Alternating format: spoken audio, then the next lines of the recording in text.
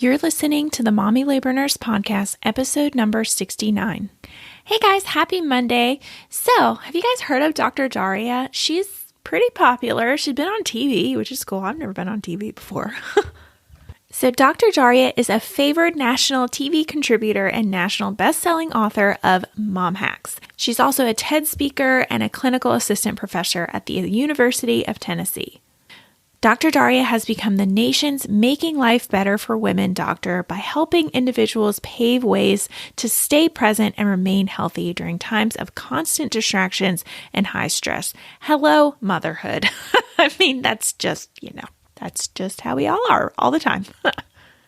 So she is a mom doctor. She's an ER physician. She received her training in emergency medicine at Yale School of Medicine and her MBA from Harvard Business School. She is a smart lady. So she's been on CNN, Headline News, NBC, Interview Helpline, Hallmark, Lifetime, Dr. Oz, so many other things, and it was just a pleasure to talk to her. She's just really fun.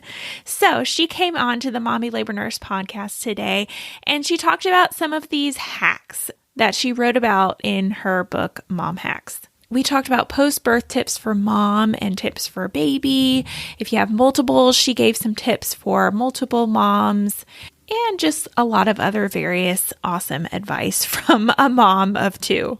So let's get right into this week's episode with Dr. Darria.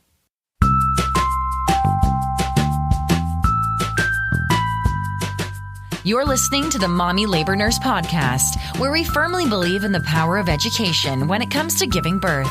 Tune in each week as we dive into pregnancy-related topics, expert interviews, and a variety of birth stories. As a reminder, anything you hear on this podcast is not medical advice. Please see mommylabornurse.com/disclaimer for more details. And now, here's your host, educator, registered nurse, and fellow mom, Liesl Teen.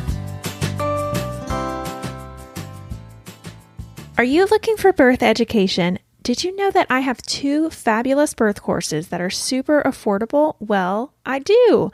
Head over to mommylabornurse.com/podcast to take a short quiz to see which birth class is for you. When you purchase either birth course, you'll have full access to it forever. And that means it will never expire and you can access it throughout any stage of your pregnancy or for any subsequent pregnancies that you have. You'll also gain free access to my Facebook group, linked to the class, where you can ask questions about your pregnancy, share your birth story after you give birth, read other people's birth stories, and get to know other members who are in the course. There is also a money-back guarantee, so if you are at all unsatisfied with your purchase, please send me an email at hello@mommylabornurse.com for a full refund. There's really no risk to signing up, and I promise you will learn a ton about what's to come when you give birth. As a listener of this podcast, you automatically get 20% off any purchase if you use the code PODCASTLISTENER. I've had tons of moms just like you enter these birth courses and have fabulous, wonderful, empowering births because they feel so much more educated about what's to happen. So if you are at all curious about birth education, again, I encourage you to go to mommylabornurse.com/podcast and use the code PODCASTLISTENER to save 20%. Hi, Dr. Darria. Welcome to the Mommy Labor Nurse Podcast. Thank you so much for being here today. Of course. Hi, Liesl. I'm so happy to join you. Yeah. Can you just start by telling our listeners a little bit about yourself and your family, where you're from, what you ate for breakfast, something else fun about you? Yes. So I am an emergency room doctor by training, did my training at Harvard and Yale, and then became a patient myself, which really made me want to help everyone, my patients and everybody out there understand health better, which is how I got into the media space. So now I'm a regular contributor to CNN and NBC and BBC and the Dr. Oz show and a number of different places to help spread this information that can sometimes be really confusing. And I want to help distill it. I also have 2 little munchkins. They are now 4 and 7. They just turned that last week. Yes, they are born 3 days and 3 years apart.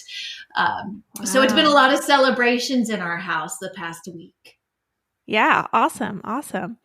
Well, today we are going to go through some questions here. I think it's pretty cool that you were an ER doctor and then being a patient too. So we're going to talk about some life hacks today. That's what this episode is about, is life hacks, because God knows I'm a mom, you're a mom. We all need as many hacks as we can get to live our best lives, right? Yes, exactly. Just to live our lives. Let's just start there. Yes. And there you go. Our sanity. Yes. That's right. That's right. Mm-hmm. Well, you are known as the nation's Making Life Better for All doctor. What exactly does that mean? I am totally a fan of that. Yes. Side note. Thank you. It's like make life healthier, better, and easier for people. Yeah. Because I realized, especially once I became a mom, we don't even have time to go to the bathroom in private, and let alone be able to read all this information that's just bombarding us on a daily basis, from the news to your Facebook stream. And I really said, especially after my own health issues, said, how can we take the very best information? How can we distill it down in a way that makes your life healthier, makes it kind of richer and more just abundant and fun, and makes it easier? Because no mom needs more information on her to-do list. So how can we streamline that? That's where this all came from. Probably because when I was writing my book, I also was on maternity with my second child. And I was like, let's write it in bullets. It's going to be all in bullets right now. So. Yeah. And you sound like the kind of person that I am, where I feel like maternity leave, at least this time around, was like I was almost not bored. Bored is the wrong thing to say, but I'm like, can I start a YouTube channel? Can I do this? I don't have a YouTube channel, by the way, but I'm like trying to take on all these things, because if I slow down, I get bored. So it sounds like you're. And maternity is that weird stage where you're so exhausted, but you're not doing exactly the same things. And yes. And you're totally evolving because you were either previously you weren't a mom and now you are, and who's this new woman, or now you're a mom of more children. Yes. Yeah, maternity time, it's like you just birthed a baby and you're birthing a new you in a way. Yeah. Oh, no, totally. Well, that goes into our next question. So most of my audience is pregnant or postpartum or moms. Do you have any hacks specifically? Let's start with pregnant women. Yes. And I think that's a couple of different things. There's so many books out there. I know pregnant women are being bombarded with all sorts of information. I know that a lot of women, so I want to, maybe go to some that maybe they haven't heard, as opposed to the same ones that people have heard. A couple of different things, because I know that a lot of moms come to me once their children are, older and they're struggling with getting their kids to eat lots of different things. Maybe they're struggling with a picky eater. So, and this is especially important if you as a pregnant woman are kind of a picky eater. One of the things we know is that in utero exposure to all sorts of different flavors really does affect what children eat later. Yeah. And I know we'll talk about this in some of the older children hacks as well. So when you are pregnant, of course we all have everybody has those strange cravings, but really try to get a variety, including getting those foods, maybe those foods that you wish your parents had fed you when you were little, to make you enjoy them. Try to make sure you get that variety, because that's going to impact and make it easier. It's going to make dinner easier when your kid's a toddler. So that's totally worth it. Yeah. Yeah, no, totally.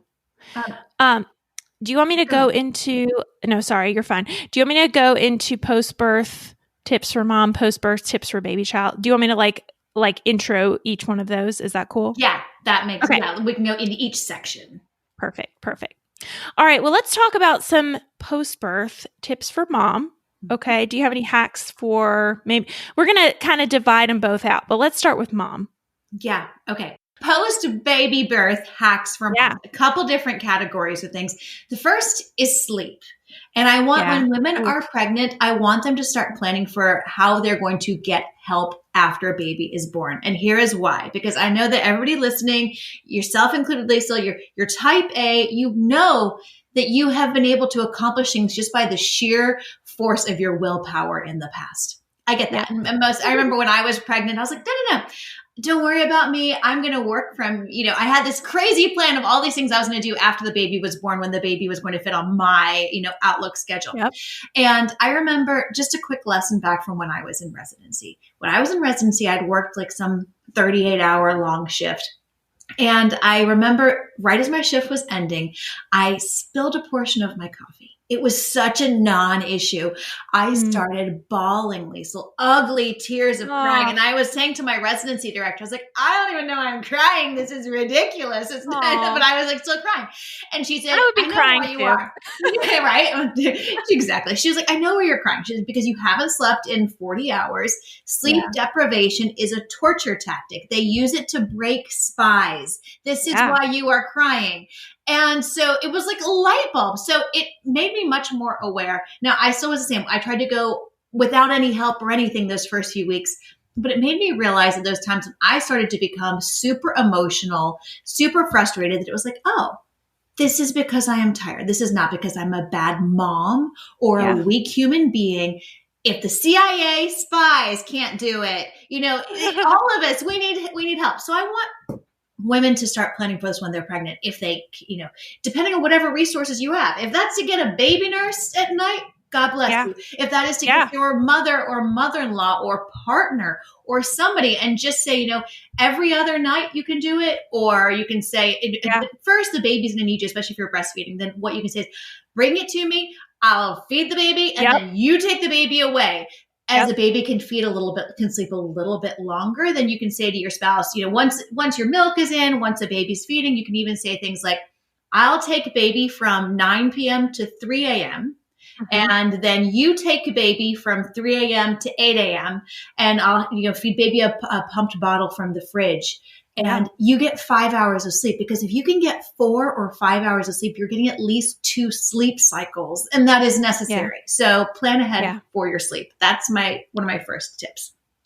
Yeah. And I cannot, before you go into the next one, I cannot agree more with this whole sleep thing, because sleep ultimately dictates so much of how, like our mental health, our physical well-being. I mean, it's like the key to everything. So I am team sleep. Absolutely. Can we get a shirt?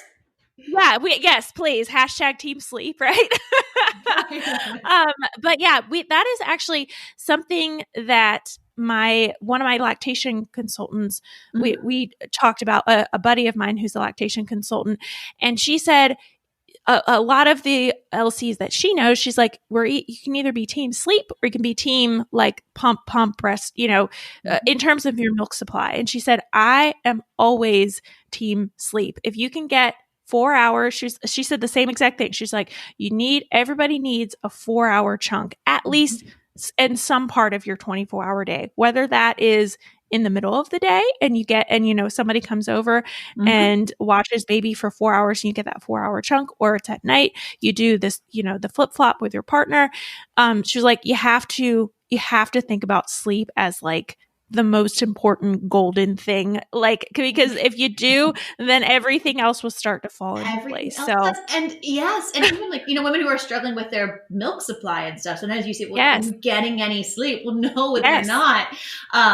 So yes. And that actually, that brings me to another kind of hack for moms. Is, your milk coming in and that supply.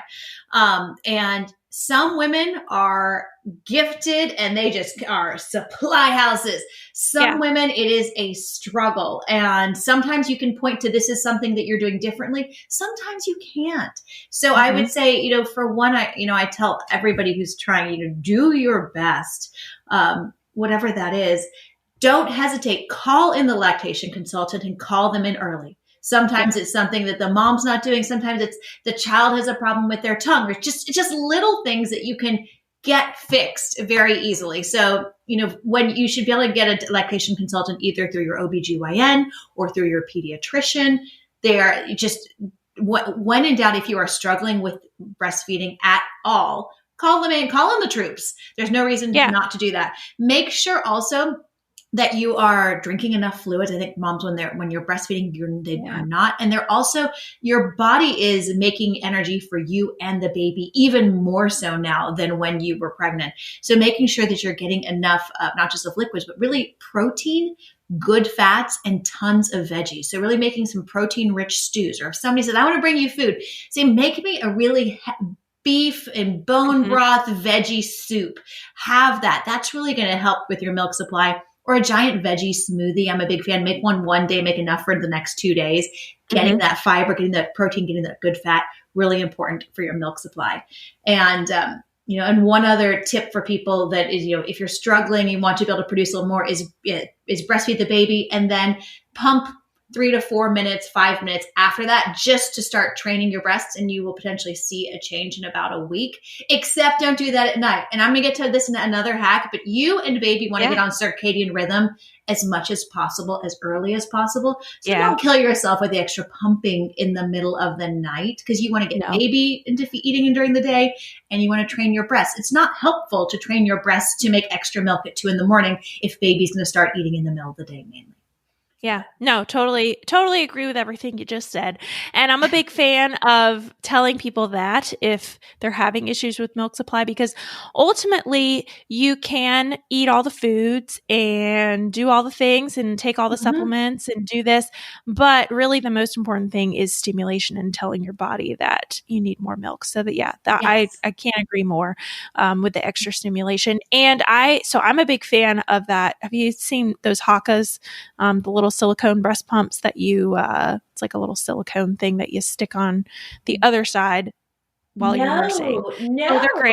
Oh, they're great. See, so there you go. You're teaching me something, Lisa, which is not surprising. It's called a Haka, and I would say most. They're new. Are they new? I didn't use them with my son. My older son is 4, almost 4. Mine that's 4. No, we didn't have them for him. Yeah. So I didn't really know.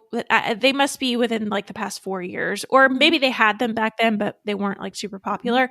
But it's like a little silicone breast pump that you just suction onto your other side, and it's not a pump per se that it's not like an electric pump that's like pulling milk out in that sense, but it's almost like a drain, if that makes sense. Yeah. But it just kind of tells your body to make a little bit more milk. So I use one of those. I still sometimes use it if I just want to collect a little bit of extra milk. I do. I put my little Haka on, but I use it a ton in the beginning because it's good for engorgement. You just stick that little Haka on if your other side's engorged, especially if your baby, some babies they just are one-sided boob babies. And you're like, please, I need you on the other side. I need you. Yeah, exactly. So big fan of the Haka and doing extra stimulation. All very, very good. Smart. I love that you're mentioning that. Love it. Yeah. I have one more tips for the mamas out there is that after baby's born, I think we all feel a pressure. We watch and we see like some supermodel who is like, I lost all my weight in 6 weeks. It was so easy. And it always, it makes all of us feel a little bit bad, or that we're, what are we doing wrong? And so I would say first, do not drive yourself crazy. Okay. The vast majority of people are not. I remember with my children, it took me a solid year once I was done breastfeeding to really kind of get my body back. And that's what we see with our patients. Every once in a while you have those people who just drop the weight, but most people, it takes about a year. You gain the weight over about 10 months. You want to lose it over the same amount of time. So don't stress if you're at a year plus, even then, just don't stress about it, especially in those first 6 months. The other thing, when you keep taking that prenatal vitamin, because you still do need those extra nutrients while you're breastfeeding. Otherwise, your body will really get depleted from those nutrients. And it's probably going to put them into breast milk. Lastly, if you do, once your milk has come in, once baby's growing, because I don't want people to think about weight loss until at least they've covered that. But once that has happened, if you want to start thinking about, how am I going to start getting my body back to the way it was, what I started doing is once a baby was able to sleep through the night is I stopped eating after a certain point. So I did time restricted eating. So, I kind of, again, it's getting back onto your circadian rhythm. What we find with time restricted eating is that when people only eat in a 12-hour window per se, or a 10-hour window per se, it not only helps with weight loss, it also helps with a lot of inflammatory measures and a lot of really good things. So don't do that while baby's still needing to eat a bunch through the night, because you don't want to harm your supply. But once baby's eating during the day, you do the same and really cut off, eat within a 12-hour window. It's going to be helpful for your weight and just helpful for your overall health. So that's kind of the first step in weight loss, is time restricted eating. Yeah. Love it. Awesome. Well, let's move into some other hacks for baby, kiddo, as kiddos are getting older. Yeah. So first hack I just got to say, this is a hack / tip / basic, is that baby gets born and people are like, wait, what's your sleep training method going to be? Are they crying out, or, you know what? You're like, I don't even know. I just got to get them in a car seat and get them home from the hospital. And that's kind of drives me crazy, because it's what you really need to do. That's like trying to decide what the shutters are going to be on your house before you even built the foundation. So what I always tell any mama, especially a mom who's struggling with sleep, but or for the minute, is start with your baby's sleep foundation. You don't worry about all those other ornaments, but the sleep foundation. I mean, that needs to be, a consistent schedule, stable wake up and bedtime routines, a relaxing sleep environment, and then plenty of physical activity and outdoor time. And we'll talk about the circadian rhythm in just a second. Because if you build that sleep foundation, then one, they're less likely to have as many problems. And two, if they do, then if you do need to do some sleep training method, it's more likely to stick. If they don't have a sleep foundation and then you just go in and do some sleep training method to try to troubleshoot, it might stick for a minute, but the minute you go on a vacation or disrupt that schedule, it's all going to fall apart. So sleep foundation first. I talk about that in my book, Mom Hacks, in a lot more detail. Cool. That's really important. So that's one. And tied in with that is circadian rhythm. It's our body clock. And keep in mind that babies in the first 5 weeks, Lisa, you probably know this, in the first 5 weeks, they don't know what time, when it's day or night. They don't have any rhythm. Like, that's why they want to party at 2 a.m. When they first start to have that first social smile, that's not a gassy smile, but an actual social smile. Yeah. That means not only are you like, oh my God, it's so cute. It also means, yay, that's when they're going to start building a circadian rhythm. They now will start to potentially recognize a difference between night and day. And so that's why we as parents, when it's daytime, get them outside, get them sunlight, get them physical activity. Okay, obviously they're not running on a treadmill. They're doing on their baby mats and all those things. Lots of activity, stimulation, fun during the day. And night is dark and boring. Yeah. You want to build that in from the start.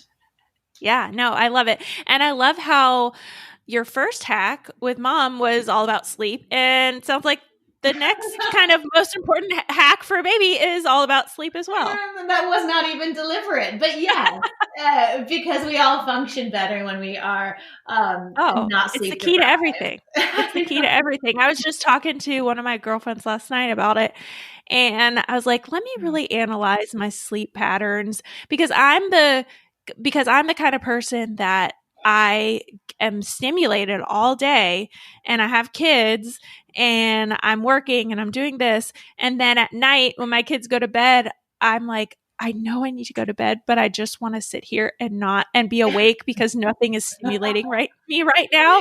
So I'm like, I need to really break this habit. She was like, I think you do too, Lisa. It's true. Or I would say, Lisa, give yourself 20 minutes. I mean, we give yourself some downtime. You are not a machine. So I would say find that time, whether it's just 20 minutes just to do whatever you want, whether it's, watch the Queen's Gambit or read a magazine or whatever it is. Give yourself that time, because it's important to have that for wind down for you too. Oh, no, totally. And I'm really into my daily meditation. That helps actually tremendously. So I do that. I try to time that with my little one when he takes a nap in the morning. Just do like 5 or 10 minutes, but I'm like, I think I need to do a few more minutes of that, or do some guided ones, not just, like sitting there thinking about what I should be, like breathing, but doing like more guided ones. But yes. Share with your listener, Lisa, do you have an app that you use, or just are you doing it on your own? Yes. So it depends. So sometimes I just like to sit in quiet, and like my master closet is pretty quiet and just like sound. It's not super soundproof, but it's like the quietest place in our house. I love So that's where I usually go. I'm going in my closet. I'll be in my bathroom or my closet. Yeah. So I go into my closet and I just sit there for a few minutes. And sometimes I just sit there and I don't put my headphones in and I just like breathe for 5 minutes and I set my timer. But other times I do use an app and it's called Insight Timer. And I love that one. They have thousands and thousands of like different kinds of guided meditation. So shout out to that app for anybody looking for a meditation app. That's my favorite one. I'm going to check Insight Timer. I also am a fan of Oak and Headspace. So okay. I'll have to check out Insight Timer too. But there's a lot of good ones out there. And you don't have to be I remember thinking like, I can't meditate. I'm not the kind of person that meditates, which meant that I was exactly the kind of person who needed to. So exactly. You don't have to be a monk to do these things. No. It helps for me. It helps with so much in my life if I just do literally 5 minutes a day, like just stop for 5 minutes a day. So totally agree. I think everybody should at least incorporate 5 minutes of meditation a day. I think it could help a lot if everybody just took 5 minutes a day and just meditated. But that's just my thing. Amen to that. And amen and namaste, Lisa. Yes, exactly. All right. Well, let's move into some hacks for people who have more than one children at once. Okay. Multiples, because that's a whole new ball game. You think it's amazing. Every stage of like pre-parenthood and parenthood, it has its own like little kind of like smugness, like children. Like I think the quotation is the only perfect parents are people who have not had children yet. But we all had a plan. And then you have one child and you're like, I got this. And then 2, 3, and suddenly you have more children than you have arms. And it's a whole new ballgame. Yeah. So I would say one, you have a really cute post on your Instagram about how to get your partner involved in the early newborn days. I think this is especially important when you have more than one. And the one hack there is that we hear about skin to skin with the mom after baby's born. Mm-hmm. Skin to skin in that quote unquote 4th trimester remains important. And it's not just mama. Partners can do it. Grandparents can do it. Soothe that baby with some skin to skin. Yes. It's good for baby and it's good for bonding. And then it's good for mama because it gives mama a break. So that's one tip I have for that. Another tip I have for once you have more than one, we talked a little bit about exercise. Exercise gets harder, of course, but so I think you can have a plan for how you can fit some exercise in, even if it's just, 5 minutes of walking on the treadmill, totally possible. So here's where some gaming comes in. So with my kids, we have a couple of toys that they only get to play with when I exercise. So they actually very much look forward to it, that they have this, at least keeps them occupied for 10 minutes, which gives me time to, walk on the treadmill or just do a little bit, especially the younger they are. You can't get too much. But so we have toys just for exercise. Number 2 is as they get older, I hand them my phone and I say, okay, we like if you have a treadmill or bicycle in your basement, say I'm setting it for 5 minutes. For 5 minutes, mommy's going to exercise. And then after 5 minutes, I'll come play with you for 5 minutes. And then we're going to take turns going back and forth. Ooh. So, and you just get on your treadmill or your bicycle, whatever you got. I got the treadmill in my unfinished part of my basement. You just bust it. You haul all your work for 5 minutes because you can do it for 5 minutes. And then you go play with them. And your kids feel very much in control, which is a lot of parenting, is letting them feel like they're making some choices, but they're choices that you're happy with. And then, of course, exercise. You can exercise during snack time. If you give them their snack, throw them in the stroller and go for a walk, or do during nap time. But there's 3 options to fit it in. Oh, I love that. I'm totally going to do that exercise thing because I'm always trying to figure out where to fit in the exercise. I feel like that always goes to the wayside. And that, again, with sleep, with the meditation, exercise is another thing in my life that it makes my life go round. If I'm exercising, I'm just a more happy, go lucky, nice person. So, but it's hard. Just like anything. Yeah. It's like something that you just kind of give up. But I love that tip, the 5 minutes, because I feel like you could do that. I mean, yeah, obviously your baby, you can't do that. But I have a 4-year-old and he would be so into that. It totally works. And the 4-year-olds just like you handed them your phone. So Yeah. yes. Yeah. No, I totally love that. I totally love that. Yes, it makes me exercise. Yeah. Well, Dr. Darria, tell us, you've told us a little bit about your book, but you have a book called Mom Hacks, right? Yes. I actually just ordered it on Amazon. I haven't started it yet, but I just ordered it on Amazon and I'm super intrigued to read it because it sounds amazing. So can you tell us a little bit about this book for people who are interested?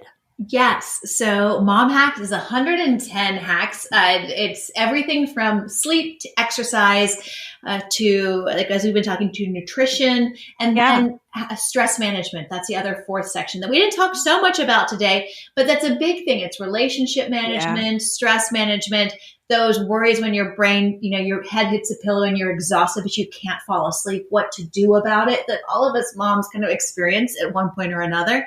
And it's all in bullet form because, as we said at the top of this, we didn't have time to read a treatise. So it's intended that you can go to the table of contents, go down and say, what's my issue? I'm going to just read that one hack and deal with that. And if that's what you want to read it, that's great.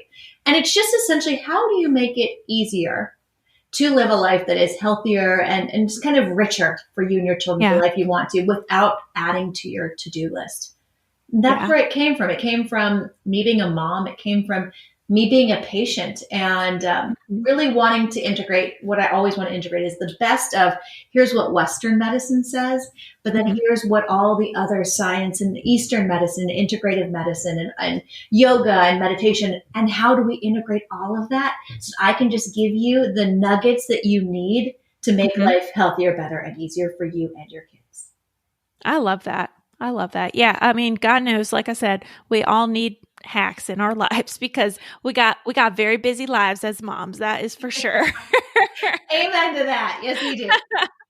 Well, where can our listeners find you on social media? So on social, it's pretty easy. I'm at Dr. Darria on whether that's Instagram or Twitter or Facebook. That's also my website is drdarria.com. So that's DRDARRIA. There are 2 R's in Darria. And that's where they can sign up for my newsletter.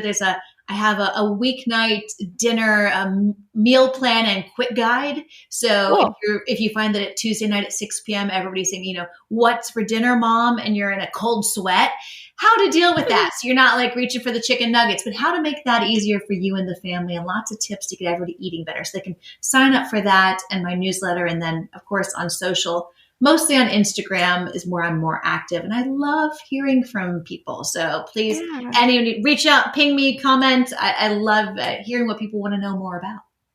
Yeah. Well, awesome. Well, thank you so much for joining us today. I think this was a great little episode for some people to get some hacks. Thank you, Lisa. Thank you so much. This was so much fun.